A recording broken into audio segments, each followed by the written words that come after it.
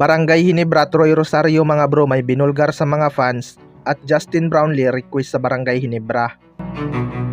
So official lang ang nakapirma si Troy Rosario sa Barangay Ginebra mga bro, matapos ang ilang araw na paghihintay at mayroon na rin itong jersey number. Maraming ang fans ang hindi pumabor sa jersey number 1 ni Troy Rosario dahil may gumamit na daw nito noon sa Barangay Ginebra na deserve i-retire ang jersey. Well, para sa akin mga bro, desisyon naman ng management yan kung ipapagamit ang jersey number 1 hanggat hindi pa naka-retire jersey. Ibinulgar din ni Troy Rosario sa mga fans na alam nga daw ni Scottie Thompson na Ginebra fans ang pamilya ni Troy Rosario at Ginebra din ang kanyang dream team. Pinangako nga ni Troy Rosario mga bro na isang araw makakapag-Ginebra din siya at ngayon nga ay nangyari na. Hindi rin talaga madali ang pinagdaanan nitong si Troy Rosario matapos itong ma-injury prone sa TNT Tropang Giga at matrade sa Blackwater Bussing na posibleng dito na matatapos ang kanyang basketball career kung hindi naka-recover ang kanyang performance. Mabuti na lang talaga mga bro at inaabangan din pala siya ng Barangay Ginebra maging free agent. Laking panghihinayang nga para sa TNT na binitawan nila itong si Troy Rosario. Kapag nailabas ni Coach Tim Con ang potensyal itong si Troy Rosario sa kanilang triangle offense, siguradong magiging malaking piyesa talaga to sa kanilang lineup.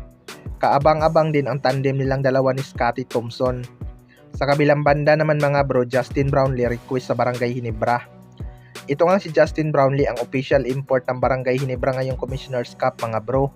Gigil lang nga itong makabawi kay Rondy Hollis Jefferson matapos siyang matalo ng 2 beses sa Governor's Cup. Maraming ang nagsasabi na dapat magpahinga muna daw si Justin Brownlee. Pero nitong second window lang mga bro ay maganda naman ang naipakitang performance ni Justin Brownlee. Katunayan siya nga ang nanguna sa opensa ng Gilas Pilipinas para talunin ang New Zealand for the first time. Kaya kumpiyansa nga ang mga fans na kayang-kaya ni Justin Brownlee bumawi ngayong Commissioner's Cup. Well, para sa akin mga bro, wala na ngang oras ang Barangay Ginebra kumuha pa ng bagong import, kaya susugal na sila kay Justin Brownlee. May chemistry na nga ito sa kanyang mga teammate at di na kailangan mag-adjust sa sistema ni Coach Tim Con. Iba pa rin kasi ang kayang ibigay ni Justin Brownlee sa team. Ngayong conference di na siguro mahihirapan si Justin Brownlee dahil may Troy Rosario na nga sila na pwedeng mag-adjust sa center position. Mas matangkad nga to kaysa kay Justin Brownlee. Versatile big man nga itong si Troy Rosario mga bro. Pwede nga to sa 4 at 5. May shooting din to beyond the arc na malaking bagay sa kanyang position.